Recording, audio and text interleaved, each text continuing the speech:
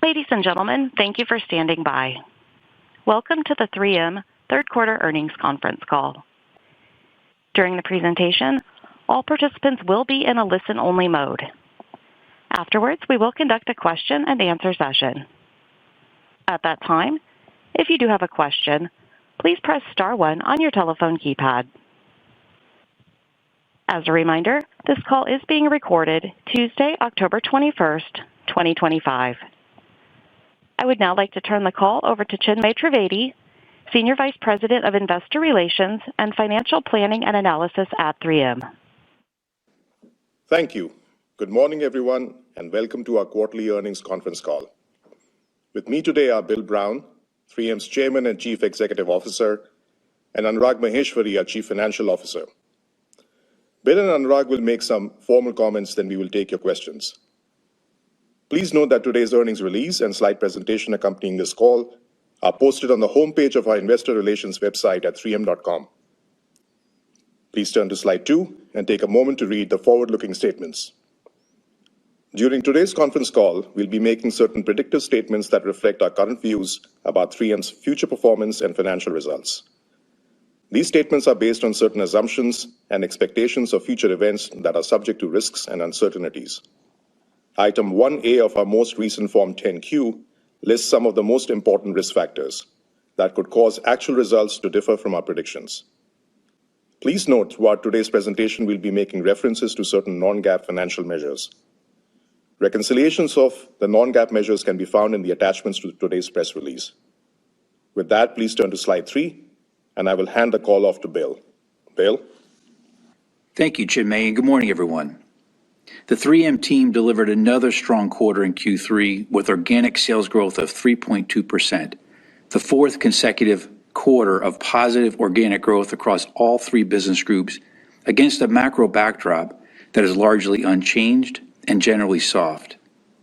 Our 3M Excellence operating model helped drive operating margins up 170 basis points, earnings per share up 10% to $2.19, and free cash flow of $1.3 billion, a conversion of 111%.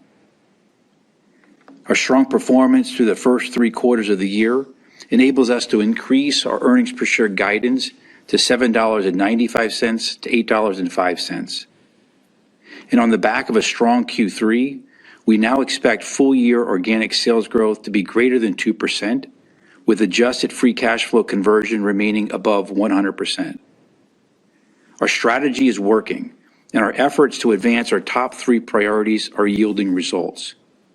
Most notable this quarter is our work on commercial excellence. The rigor associated with turning customer opportunities into wins faster is clear, and we are squarely focused on accounts with the highest potential while limiting special pricing actions. Our cross-selling program continues to outperform our expectations, and we have nearly doubled the pipeline since last quarter and closed on nearly $30 million of new business. To reduce churn, we are leveraging predictive analytics to win back business lost or at risk. And the sales organization is stepping up its performance, embracing the up-tempo operating rigor and leveraging new tools and processes to win at the customer interface. We launched 70 new products in the quarter and 196 year-to-date, both up about 70% versus last year, and we now expect to launch over 250 new products this year, exceeding our goal of 215 and pacing ahead of our Investor Day target of 1,000 new products through 2027. We continue to shift resources towards new product development, align investment to our priority verticals, and drive accountability for on-time launch attainment. And most importantly, we're beginning to bend the curve on revenue from new products, with sales from products launched in the last 5 years up 30% in Q3 and 16% year-to-date, tracking to be up high teens for the full year. I wanted to highlight a few specific product launches this year that contributed to our performance this quarter. Earlier this year, we launched Scotch Blue Pro Sharp Painter's Tape, a great example of a Class 3 product in our consumer business that replaces an existing offering in this space, but with a better performance and cost profile. We're now regaining share growing high single digits and outperforming in the category. Another launch in the consumer business expanded our size offering in our Filtrete business, giving us broader coverage of the market and leading to high single-digit growth in the category in Q3. Last quarter, we launched a new lightweight wireframe self-contained breathing apparatus, which contributed to our high teens growth this quarter in our SCBA business and SIBG. These are just a few examples that individually are not material at the company level, but collectively are beginning to have a positive impact on revenue growth and customer perception that innovation is back at 3M. Our second priority is driving operational excellence across the enterprise. Our efforts here are driving margin expansion, improving customer service, increasing asset utilization, and reducing cost of poor quality. Our on-time and full metric was 91.6% in the quarter, improving 200 basis points sequentially and 300 basis points over last year, achieving the highest on-time performance we've had in any quarter going back 20-plus years. We've now been consistently over 90% for 4 months in a row. Improved OTIF shows up tangibly in our financial results as lower service fines, but also intangibly through a better customer experience, leading to winning more shelf space and enhancing customer loyalty. Our intention now is to shift to the next stage of operational excellence, sustain or improve OTIF while simultaneously tightening delivery lead times and lowering inventory. We continue to roll out our operating equipment effectiveness metric, which is now being systematically tracked on 229 of our most important assets, representing about 60% of our production volume, an increase of 32 assets since last quarter. Year to date, OEE is about 63%, up 300 basis points versus last year. This focus on better asset utilization is both reducing changeover time and unplanned downtime, and increasing run length and run rate, unlocking incremental volume opportunities. For example, in our optical adhesives line at our Jinshan plant in China, we were able to increase utilization from 63 to 81% by optimizing visual defect controls and reducing curing system downtime, freeing up enough capacity to double our share of an electronics customer's business. Quality is another critical aspect of operational excellence and is a company-wide priority. Our cost of poor quality in the quarter was 5.7%, down 40 basis points sequentially and 150 basis points year over year. Our focus on quality has driven yield loss reductions across all 3 business groups as we leverage Kaizen events and AI tools to optimize changeovers, use automation to replace manual visual inspection, and deploy design for manufacturing in our new product development efforts to reduce scrap during scale-up. While we're making progress, we have a long runway for improvement toward our target of achieving less than 4% cost of quality as a percentage of cost of goods sold. Our third priority is capital deployment. We returned $900 million to shareholders in Q3, $400 million in dividends, and $500 million of share repurchases. Year to date, we've returned $3.9 billion to shareholders. Consistent with what we said at Investor Day and since then, we continue to evaluate our portfolio at a profit center level to shift our businesses towards higher growth, higher profit potential markets. Addressing this portfolio will not only be accretive to earnings over time, but importantly will free up management time to focus on higher value opportunities. We previously communicated that 2 to 3% of revenue was under review for being divested, and in the quarter, we made progress with an agreement to sell our precision grinding and finishing business within our SIBG abrasive division. While this business is small at less than 1% of company sales, it's been a drag on results with over a decade of sales declines and 7 dedicated, underutilized factories across the U.S., Europe, and China. As such, we do not expect this divestiture to be dilutive to earnings. This is a good outcome for shareholders, and it's indicative of the portfolio shaping we spoke about at Investor Day that enables us to be a more focused and higher performing enterprise. On slide 4, Macro trends remain soft and largely unchanged from Q2, but due to our strong execution, we are outperforming. Looking at our end markets, in Q2 we said general industrial and safety would improve off its low single-digit growth in the first half, and that is what happened, despite a surprisingly weak roofing granules market. Electronics was up mid-single digits and flat to the first half, and was a bit better than expected. Consumer was flat as expected, and auto aftermarket were down mid-single digits, with performance improving modestly in auto OE and weakening in commercial vehicles. Slide 5 pulls it all together and puts a spotlight on our 3M Excellence framework in action in SIBG. On the right shows 11 quarters of organic growth at SIBG, from -6% in early 2023 to the most recent quarter at 4.1%, aligned with the key factors driving this improvement.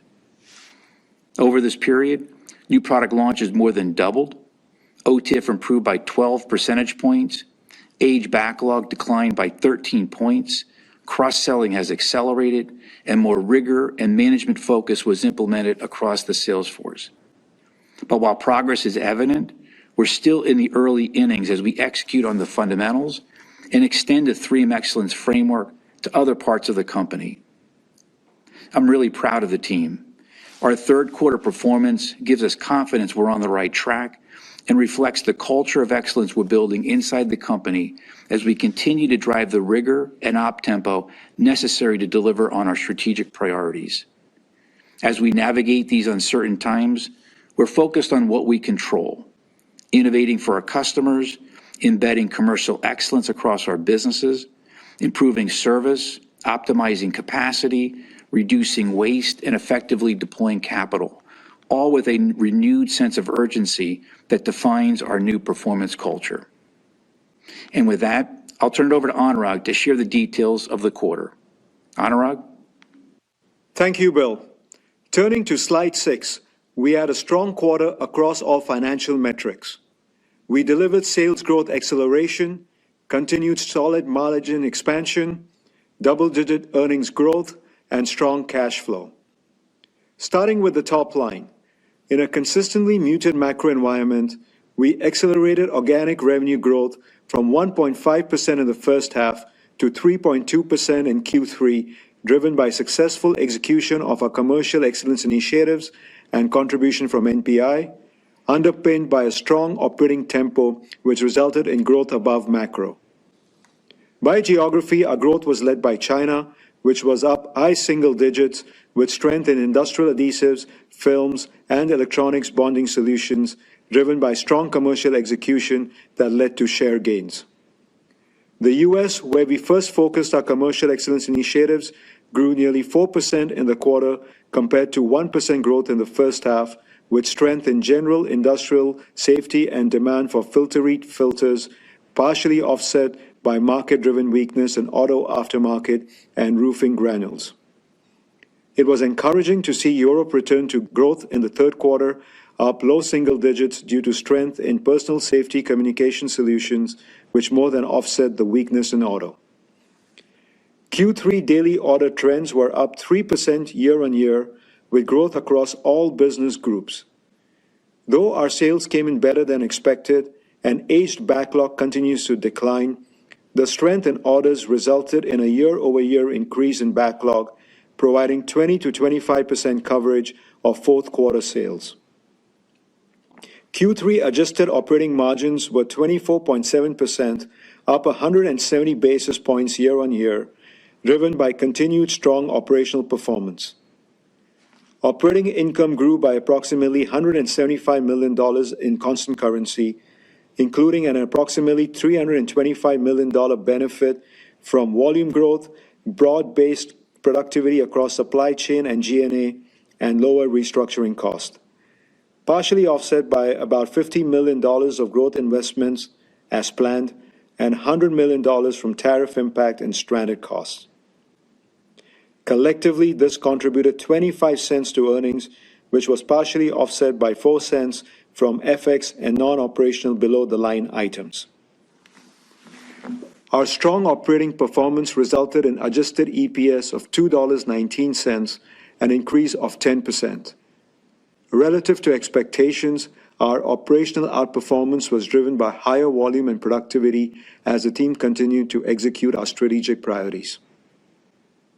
I also want to mention two items highlighted in a press release issued this morning that are excluded from adjusted results.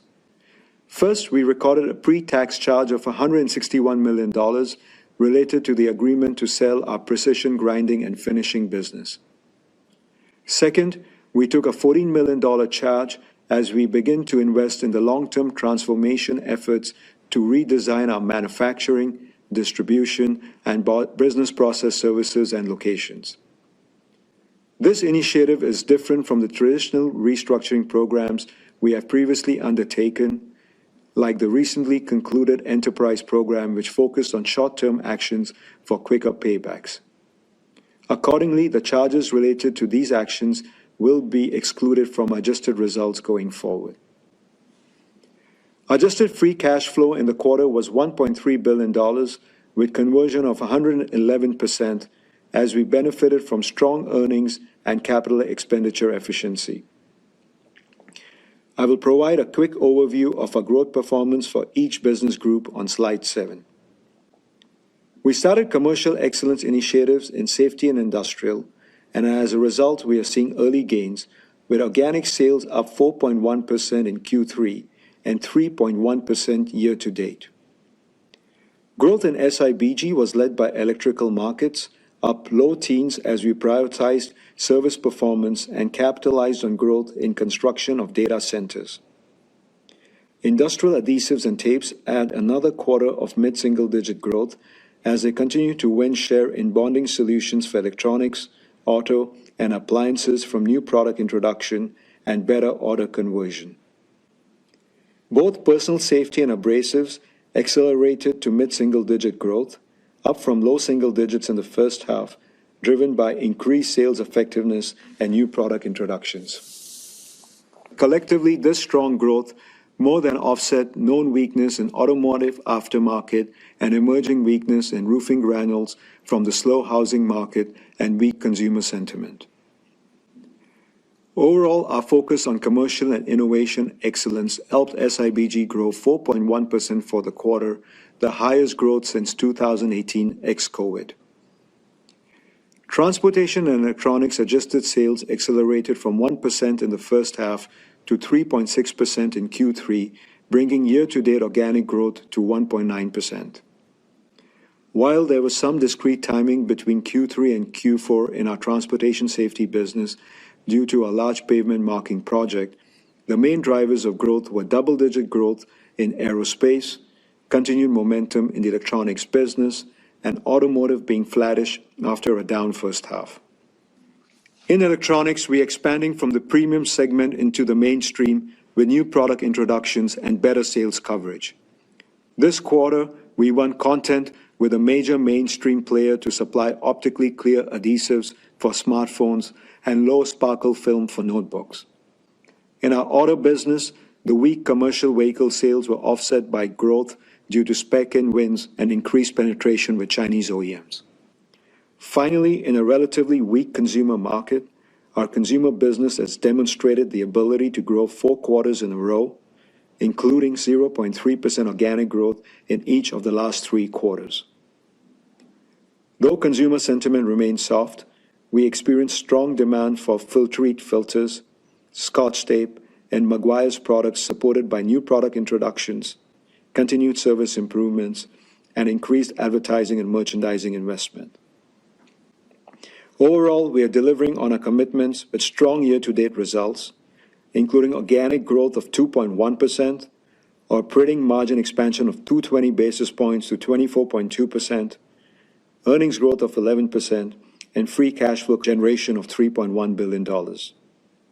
We also returned $3.9 billion to shareholders, including $1.2 billion in dividends and $2.7 billion in share repurchases. Please turn to slide 8 for an update on our 25 guidance. Our year-to-date sales growth of 2.1% gives us confidence we will deliver growth of over 2% for the year. Our focus on productivity has enabled us to deliver strong margins every quarter, and on the back of this performance, we are updating our margin expansion expectations to 180 to 200 basis points for the year. As a result, we are raising our earnings per share guidance for the year from a range of $7.75 to $8 to a range of $7.95 to $8.05, representing an approximately 12-cent increase at the midpoint, or 10% growth for the year. We continue to expect free cash flow conversion of greater than 100%, with absolute free cash flow dollars being higher, reflecting the increase in earnings. Please turn to slide 9. This updated 2025 guidance is ahead of the initial guidance set at the beginning of the year and positions us well to achieve the financial commitments we made at our Investor Day earlier this year. For 2026, we will provide formal guidance on our Q4 earnings call in January, but our framework remains consistent with what we communicated at our Investor Day in February. Growth above macro, continued margin expansion and earnings growth, and strong free cash flow generation. While the macroeconomic outlook is uncertain, we will outperform by scaling commercial excellence across all business units and leveraging new product launches.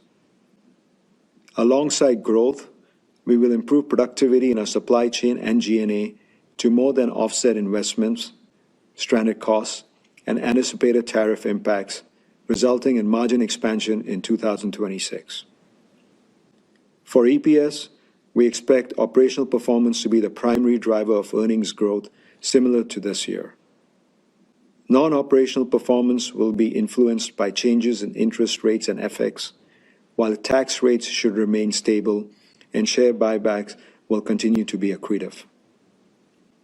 Finally, we continue to expect to deliver cash flow conversion that exceeds 100%. Before we open the call for questions, I would like to acknowledge and thank the 3M team for the strong commitment to operational and commercial excellence and focus on delivering improvement day after day. Our performance to date and opportunities ahead of us provides us with increased confidence in delivering on our updated 2025 guidance and commitments we laid out at the Investor Day. With that, let's open the line for questions. Ladies and gentlemen, if you would like to register a question, please press star 1 on your telephone keypad. If your question has been answered and you would like to withdraw, please press star 2. If you are using a speakerphone, please lift up your handset before entering your request. Please limit your participation to one question and one follow-up. Our first question comes from the line of Scott Davis with Melius Research. Please proceed with your question. Hey, good morning, Bill and Anurag and Chinmay. Good morning, Scott.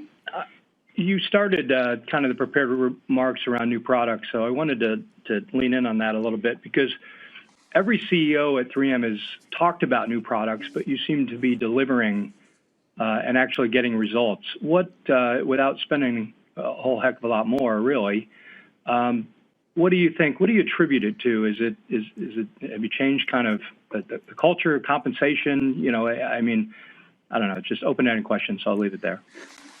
So good question, Scott. So I'm really pleased with the progress we're making on new product introductions. And I think what I've seen over the last 18 months or so is much greater pace and rigor, urgency, than I think we've seen in some time. We're tapping into a lot of latent ideas, urgency, desire from the teams, product developers, application engineers, business leaders, to get back to what's important at 3M, and that's innovating. And we're really trying to support that. Investments coming up a little bit. We're putting some different metrics in place. Certainly, we're watching new product introductions, and they're turning around relatively quickly. Keep in mind, a lot of these, 80% of these are, sort of incremental line extensions, what we call class 3, but that'll build over time and become more important. I'm really pleased to see the funnel remain relatively healthy. So while we launched 70 products, we had 130 products coming into the front end of the funnel. So it's actually very, very positive. And the number of ideas that the teams are coming up with are now close to 1,000. So, we're tapping into this desire to innovate, bring new solutions to customers. And the whole team is really, really responding very well to this. We're increasing our speed, eliminating, non-value added type activities. We are moving up a little bit on spend. I think in the quarter it's up like 30 basis points, but it's not substantial. We are shifting more of our R&D dollars towards new product development. A couple of years ago, it dipped below 30%. Now it's running 35, 36%. That should grow a little bit over time. But overall, I think the team is responding very, very well. We're starting to bend the curve on revenue. You'd see some of the numbers coming in Q3. We'll see more in Q4. But this is something that's going to sort of accelerate as we get into 26 and 27. Keep in mind, we said we grow $1 billion over the macro. Half of that will be in new product introductions. But a lot of that's going to come in 26 and 27 because it takes time to move the needle on that. The growth early on will come from commercial excellence. So, Scott, it's a great question. The team is doing a fabulous job, and we're just getting started. That makes sense. And the natural follow-up really is that historically, new products have been, you say class 3. That's the first time I've heard that referenced on a 3M call, but clearly more focused on maintaining or driving margin in the new product flow versus kind of, what I would call kind of new product categories, which was more of the legacy. If you go back to the 80s and the 90s, that was more of the 3M way, was create new categories. Do you have again, it may be hard to tease this out, but do you have a sense of what kind of an upside do we have? Can 3M actually be above, historically has been kind of 2-3% growth company? Can it be a 4, 5, 6% because you're actually back to creating new categories again and driving that top line above kind of that traditional class 3, as you call it, new product innovation? So Scott, about 80% of the launches are in class 3, means 20% are in class 4, class 5, which are adjacent markets or bringing new products into new markets. And we've seen a couple of this year, that are quite interesting, particularly in our electrical market. There's a cable prep system, which is a class 4, class 5 product. That's really growing very nicely. Look, as the team really pushes on this, I do think there's incremental ideas they're working on. Clearly, we're seeing a bit better growth in the macro here in the quarter. The macro is running in the 1 to 2% range, so posting 3.2 in the quarter is pretty good. This will grow over time, and again, it's we're not going to be at 50-50 class 3 versus 4s and 5s, but you'll see more 4s and 5s come into the pipeline into next year and into 2027. Very helpful. Best of luck, guys. Thank you. Thank you, Scott. Thank you. Our next question comes from the line of Jeff Sprague with Vertical Research. Please proceed with your question. Hey, thanks. Good morning, everyone. Hey, I want to touch on kind of the beginning of this maybe new restructuring journey that you're on. Bill, I know even from the day you started, maybe before you started, you had sort of a vision of what should happen with this footprint, and now you've had a lot of time to be inside and really kick the tires. I just wonder if you could give us a sense of, is this the beginning of a 2 or 3 year very large project? Have you even really mapped this out yet? And sort of like what should we expect as we get into maybe 2026 as it relates to these new restructuring actions? Thanks, Jeff. Look, Anurag talked about in his remarks that it's unlike the prior restructuring effort, this enterprise-wide restructuring effort that was more focused on short-term actions, quick payback. What we're embarking on now is a more longer-term, more thoughtful redesign of our manufacturing network, our distribution network, our business process services. As we've embarked on our operational excellence journey, as we've seen over the course of this year, we're seeing more opportunities in G&A than I would have guessed earlier in the year. And we didn't really say much about this in February at the Investor Day because we've learned a lot since then. So this will be, a structured improvement program over time. It won't be a big bang. It'll be, maybe more of a series of actions that I think will happen over time, more aligned to the long-term growth agenda of the company, more aligned to what the team can go and do. we'll evolve this in a thoughtful way so we don't disrupt the business, disrupt the momentum we're building on new product introductions and driving operational efficiency. So this is something that, we're going to continue to work on. We don't size it today. We'll give, updates to investors over time. It will not be a big bang. We'll shape more next quarter. This quarter is 14 million. Next quarter, it'll be in that same range, about 15 million. As we get to early next year, we'll sort of frame it up for 2026. But this is something that, will happen over time. We'll provide some updates on what we want to do. But this is all about how do you grow and accelerate, our margin expansion journey beyond 25% by 27. That's not where we're going to stop. A lot of the ideas we're seeing here today, are going to be important, ways of both returning earnings to owners as well as reinvesting back into business. And, if anything, I'm seeing more opportunities today than we saw 6-8 months ago when we had the Investor Day. Great. And then maybe just back on the growth real quick. So it sounds like the upside to the top line view here, I know you can't probably perfectly parse it apart, but really isn't a better macro outlook. There's a bunch of pluses and minuses in the macro, but you would point to just more traction on the new product related actions. And maybe just as part of answering that, Bill, you made a comment about special pricing actions, limiting them. Did you get the price in Q3 you were talking about, or you decided you didn't need it because the volumes were better? I didn't quite understand what you were going towards with that question. Let me come at two pieces. One on just the growth in the quarter. We're really pleased at 3.2%. We had guided, if you will, to 2.5% in the back half. We said it would be similar in Q3 and Q4, and obviously we did quite a bit better than 2.5%. So of that 70 basis point improvement, at least 50 basis points is what we would consider to be self-help. It's both commercial excellence and NPI. The other 20 basis points is sort of net discrete items that shifted from Q4 into Q3, as Anurag talked about in his script. But relative to the macro, look, IPI is running around 2%. We see our blended macro around 1%. So in that 1 to 2%, we're seeing 150 basis points more or less of outperformance versus the macro, and I think at least 100 basis points of that is commercial excellence and new product introduction. So I think it's very good performance on the team doing what we said we would do over the last year and a half. Now on pricing, just to be clear, we are achieving what we said we would do on pricing, which was generate 70 basis points of price for the year, 50 basis points in the first half, about 90 in the back half, so 70 for the year. We typically get about 50 basis points of price to offset material cost inflation that has been running around 2%, maybe a tick above that. The incremental 20 basis points is to cover a piece of the tariffs. Keep in mind the net tariff impact for the company is around 10 cents. Gross is 20 cents.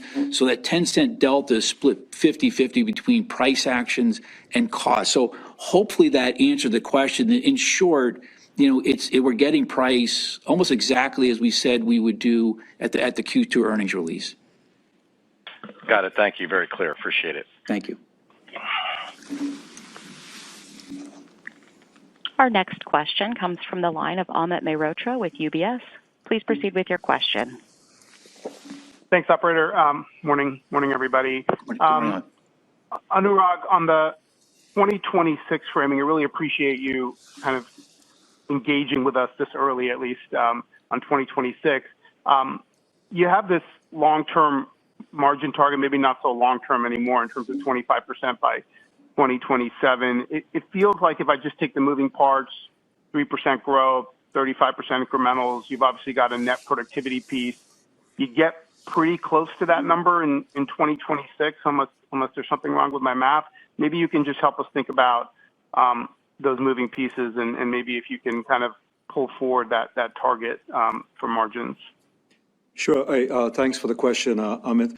So the intent of that page was twofold. One was obviously to to see how we are performing versus the Investor Day targets that we laid out in February of this year in the spirit of transparency and how we are performing. And second was to give a little bit more of a framework for 2026, but the formal guidance will come out in January. So first, just as you noted, if you look at the first 9 months of our performance, it's been really good across margin expansion, EPS, and even free cash flow conversion. We thought we was going to be 100% free cash flow conversion at the beginning of the Investor Day, but now we're going to be over 100%.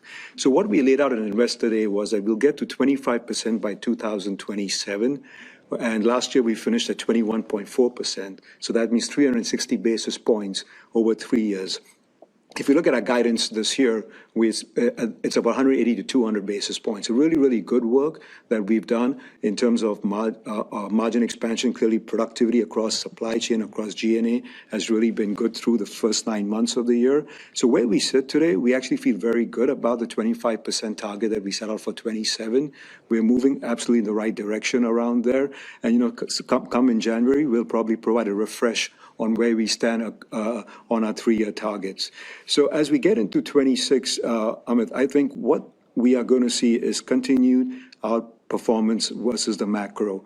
What we laid out in Investor Day was $1 billion over 3 years, $100 million this year, $300 next year, and $600 the year after, cumulative $1 billion. Just at a second half performance, you'll see that we are about $100 million for this year. And next year, we see a line of sight because of commercial excellence NPI to get there.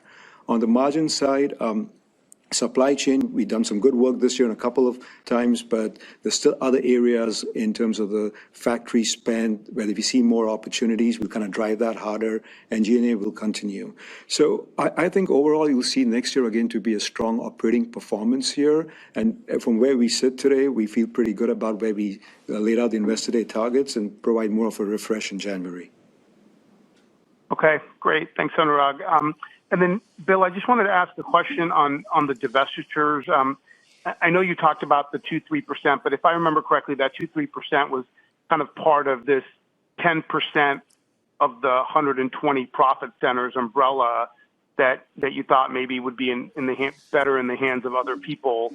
Do you feel like you can execute more towards that 10%, or are we still in that 2 to 3% kind of envelope? And how do you I know this most recent divestiture is not dilutive to earnings, as you talked about, but just curious about how you balance the divestitures or the magnitude of divestitures with maybe the EPS impact to the company.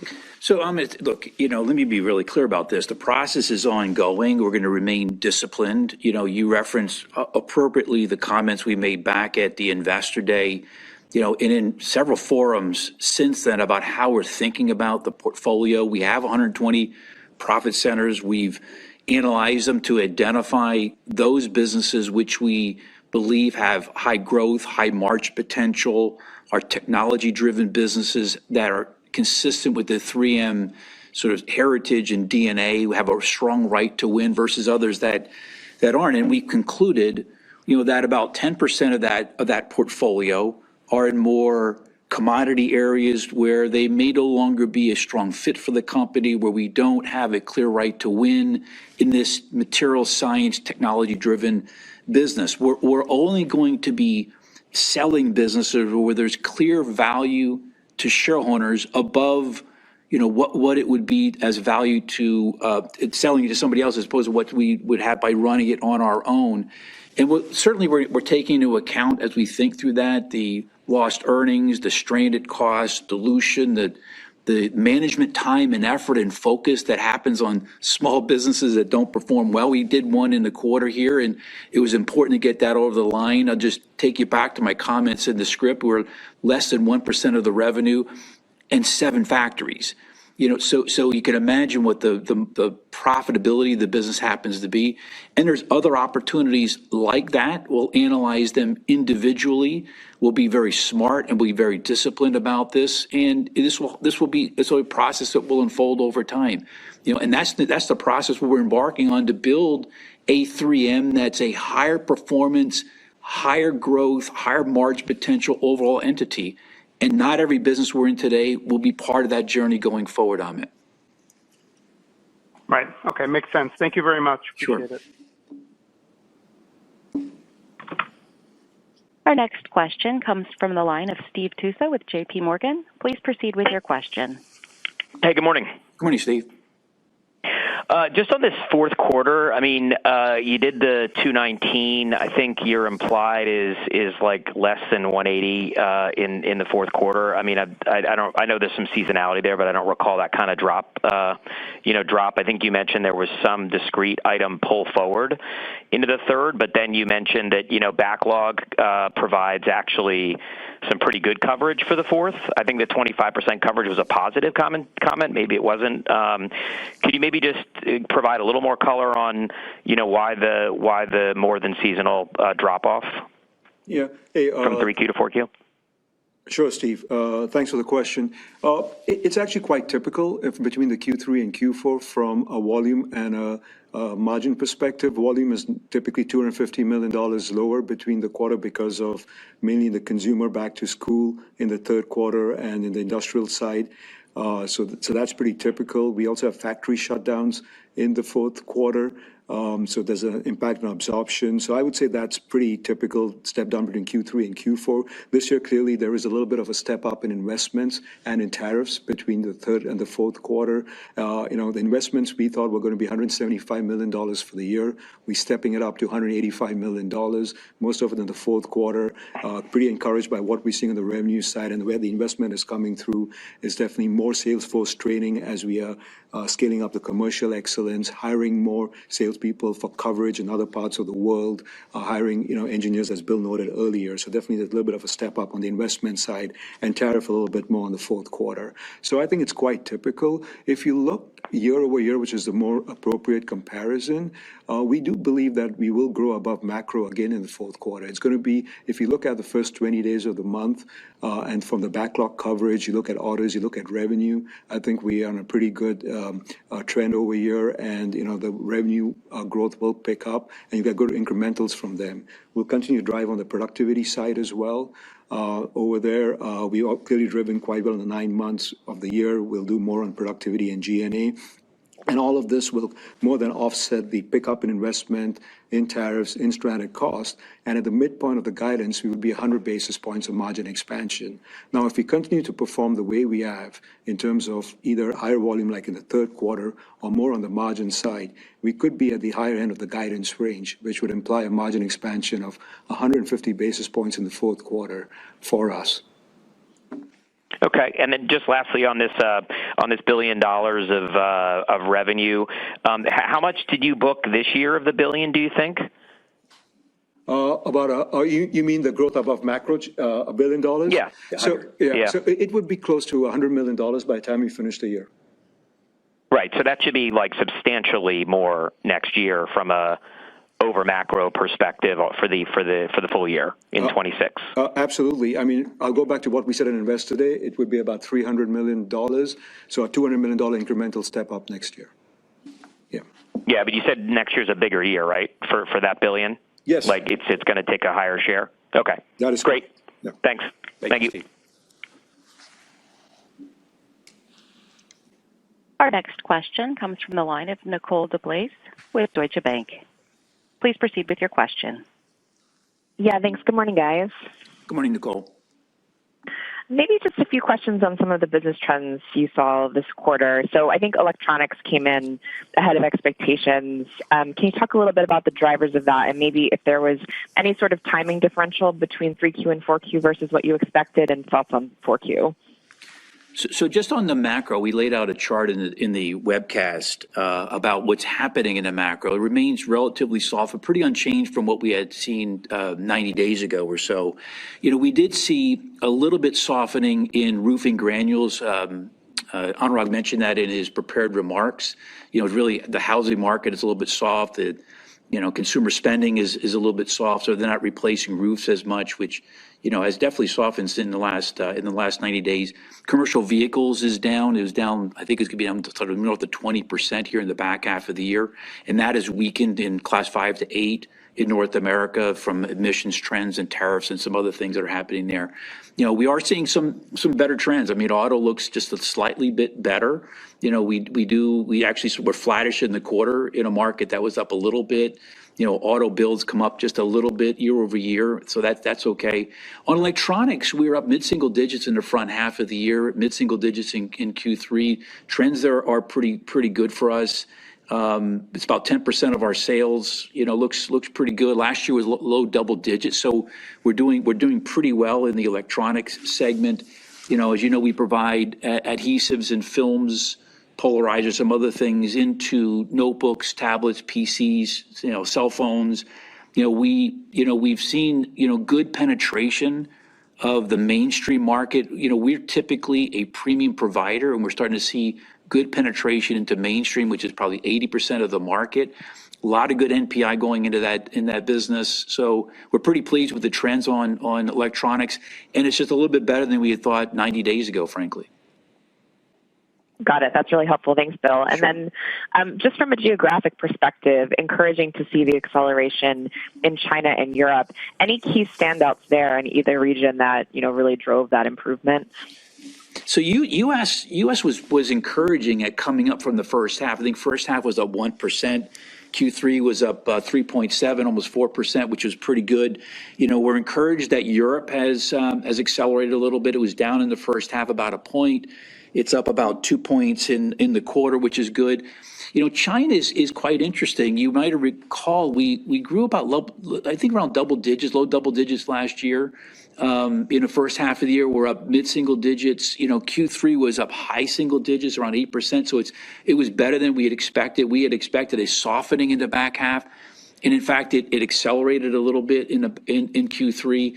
Now, it might weaken a little bit in Q4, but still be up. And so we're very encouraged with the trends here. Remember, it's for us, it's about 10-12% of the company. It's about 50-50 domestic and export. And the China exports in September were up about 8%. So China continues to be pretty resilient in lots of ways, but we've got a great team there. There's a lot of self-help that's going on. We changed our organizational model in China as well as in India, and we're seeing just better performance because we're driving operational excellence, we're driving commercial effectiveness a whole lot better than we might have done in the past. So part of the growth that we're seeing in China is just, I would say, self-help along with the market, but I think a lot of self-help. Thank you. I'll pass it on. Our next question comes from the line of Nigel Coe with Wolfe Research. Please proceed with your question.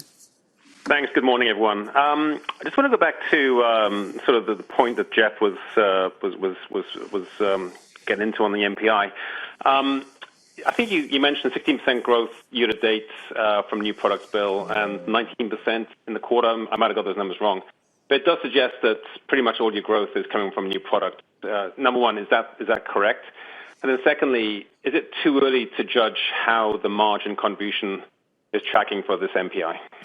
So Nigel, look, just to be clear, the numbers we track, what I talked about was new product sales on a 5-year basis. So going back, everything launched in the last 5 years. So some rolls on in the quarter, and 5 years ago the Q3 would have rolled off. And what we're seeing is, because that's what we use that as a measure for vitality. So we measure the 5-year new product revenue as a percentage of the total revenue. At points in time, we were in the high 20s, 30% vitality, maybe even a bit above that. We started the year at about 10%. We'll end at 12. We'll go to 20% by 27. That's what we watch, and that will convert into revenue. Each quarter that starts to build. So in the first quarter, that 5-year new product sales was up 3%. In Q2 is up 15%. So for the first half, it was up 9%. In Q3, it was up 30%, which now takes year-to-date up to 16%. For the year, we'll be up high teens, and that's going to continue to build. That's on a 5-year basis. Some of that revenue is converting here in the quarter. I would say most of the outsized growth above macro in the quarter came out of commercial effectiveness, commercial efficiency, not so much NPI. But again, as Anurag has pointed out before, that will build over time. So, early on, we'll see more commercial excellence, and then eventually we'll start to see NPI rolling in. But the reality is, as we launch more products, it's very clear that it's changing the discussion with our customers. Even if it's a typical replacement or there's some cannibalization, it's allowing a different conversation with the customer. We're gaining shelf space, and that's really encouraging to our customers, and we're winning business simply because we're launching more products.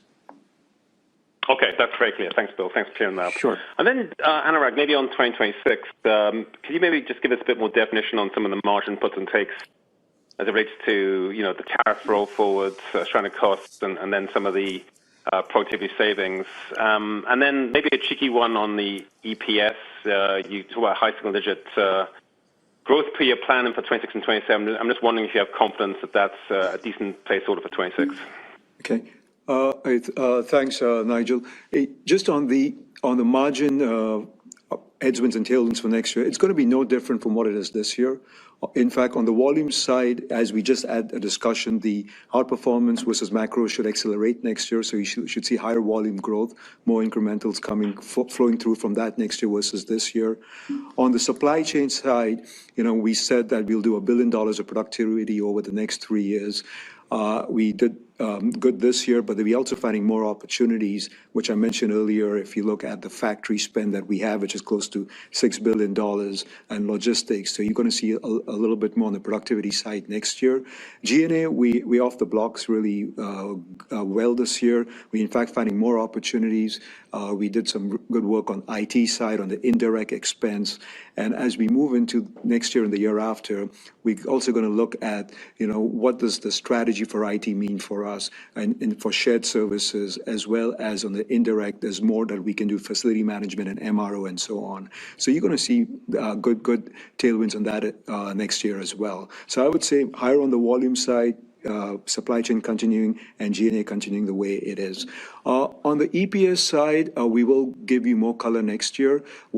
As I said, the intent of that page was when we started the year for 25, we said we will be mid to high single-digit EPS.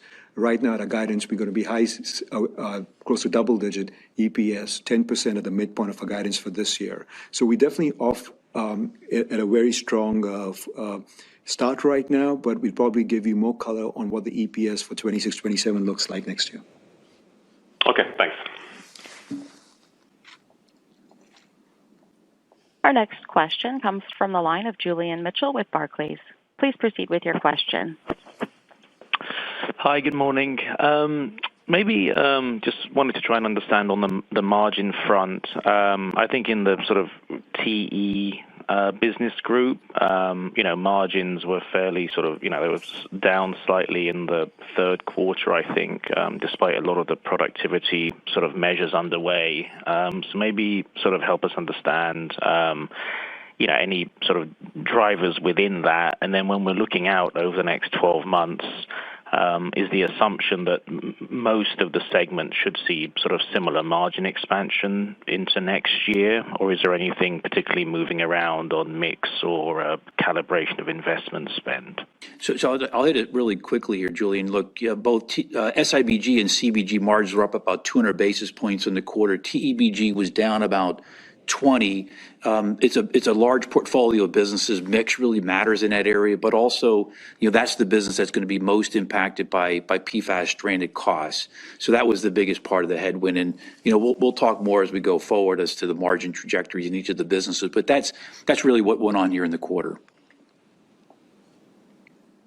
Thanks a lot. And then more broadly, I suppose we'll see, in the 10Q out in a day or two, the sort of updates on the litigation or legal front. But we've had some questions from investors around, the movement in claims recently on personal injury in the last couple of months. Just wondered if you could sort of, flesh out anything that you have seen there in your own tracking of that type of thing and what the next steps are on that personal injury front. Yeah, so exactly. So, Julie, you're mentioning the injury claims on personal injury, the claims on personal injury. There's really three broad areas that we're focusing as we try to manage risk here, and we're working well to mitigate risk and manage risk as we go forward. Certainly the public water supplier piece is we settled that a couple of years ago, $12.5 billion, very few opt-outs. We've talked before about some of the AG cases. State of New Jersey was last quarter.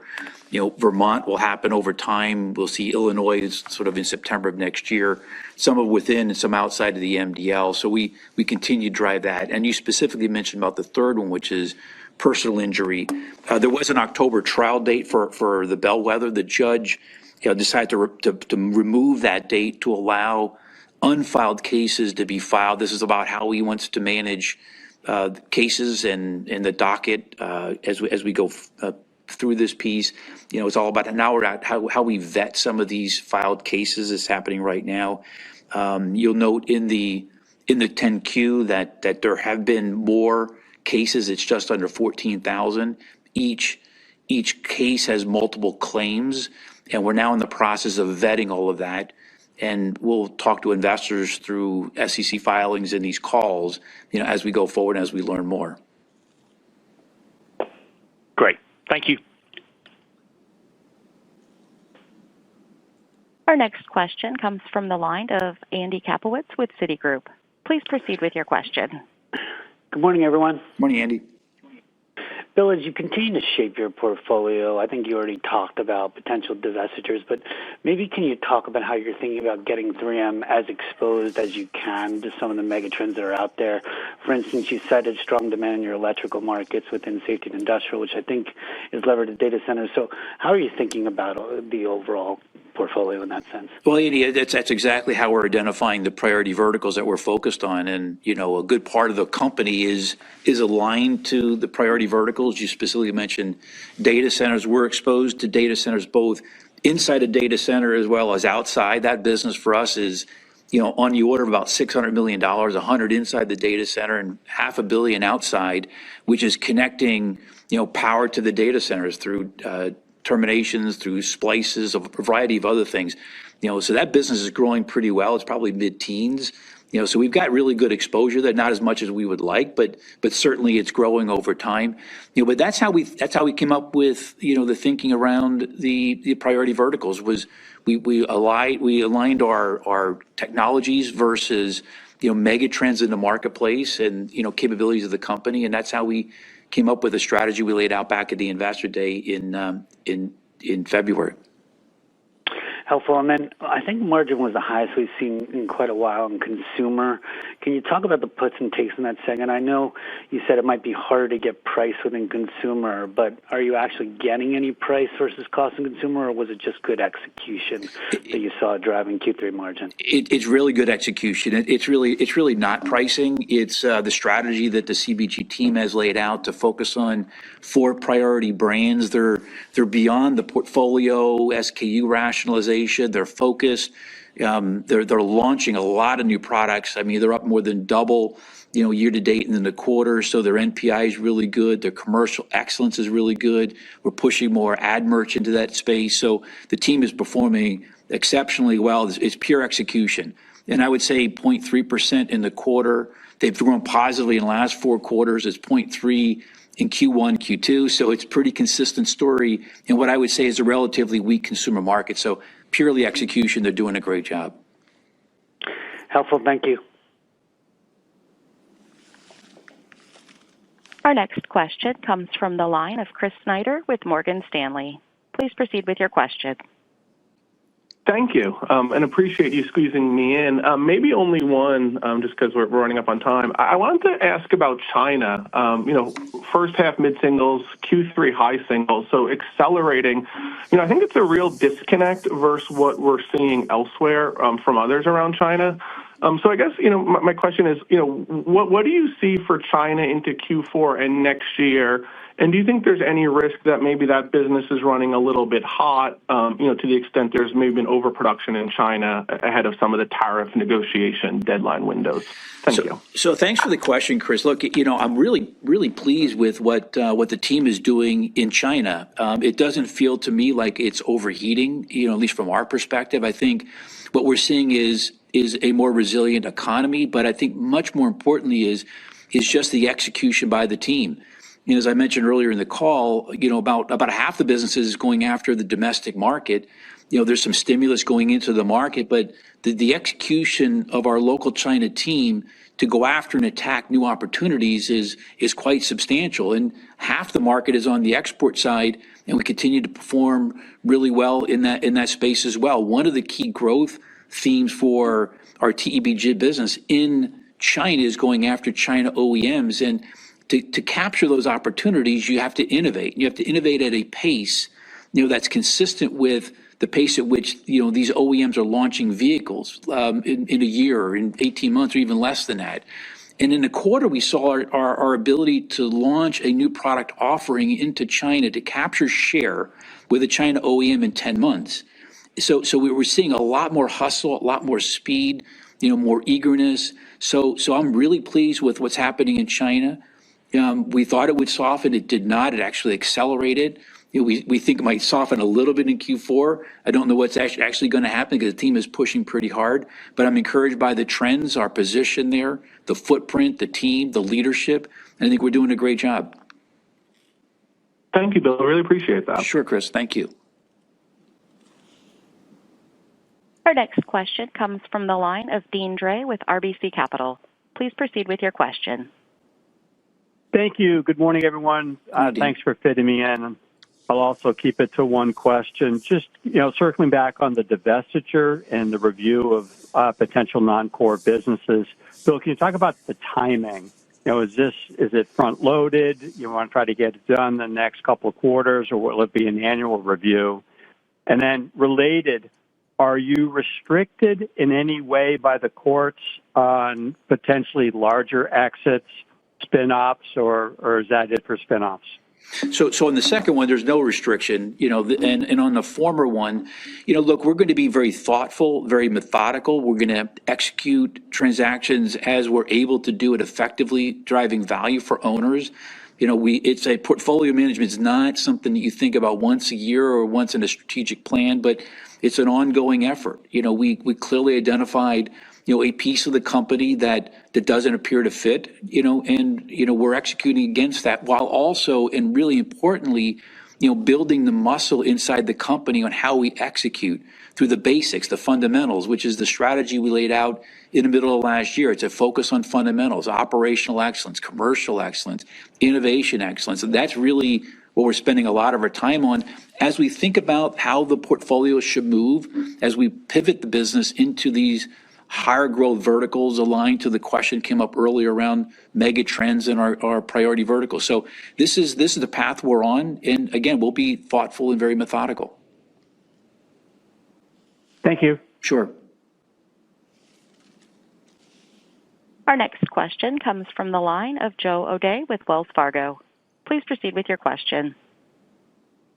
Hi, good morning. I'll keep it to one as well, but just wanted to circle back on commercial excellence and clearly some traction that you're seeing there, but trying to understand the timeline and if you could put it in the perspective of kind of what inning you're in safety and industrial, and then talk about how long it's taken to get to that $100 million pipeline, because really what I'm trying to understand is I think your earlier days on T&E and don't know where you are on consumer, but trying to think about how repeatable what you're doing in safety and industrial is in these other segments and the timeline to see traction there. Hey, Joe, thank you for the question. It's a great one. I'm really proud of what the team is doing in commercial excellence. We have great momentum here, and we did start mostly in SIBG, and within SIBG, it was starting in the U.S., then it went to Europe and Asia, it's the rest of the world. And then Wendy and the TEBG team is, as a fast followers, learning from those lessons or drafting right behind them, again, starting in the U.S., then going internationally. Karina has her effort going on in CBG. It's actually building, I think, terrific momentum. It's in three areas. The pillars we call them. One is commercial management. It's how we improve our processes and capacity at the front end. It's standard tools. It's improving our sales force. It's basic execution between our sales rep, sales manager, and how they execute at the customer interface. Part of it is a second, which is channel effectiveness. This is all about how we engage with the customers, joint business planning. And that's what gave rise to these great ideas on cross-selling and the pipeline that we have that's over $100 million of of cross-sell opportunities, which we've now have captured $30 million on an annualized basis. That number is going to be bigger than what Chris laid out at the beginning of this year at Investor Day. And, we're actually seeing even opportunities cross-sell between TEBG and SIBG and consumer. So it's actually quite good. And the third is how we improve loyalty to reduce churn. This is a great opportunity. The best way to grow is to not lose. We are reducing our attrition that comes through better quality and better on-time and full performance. So this is gaining traction. We're clearly in early innings, and this will build over time for sure. So I'm really pleased with the progress so far on our commercial effectiveness work. Appreciate the color. Thanks. Okay, well, I think that brings us to the end of the call. I wanted to thank again all the 3Mers for their continued drive towards excellence, improving every day, executing against our priorities, and delivering value to shareholders and to customers. And thank you very much, and thank you all for joining the call today. Ladies and gentlemen, that does conclude today's conference call. We thank you for your participation and ask that you please disconnect your line.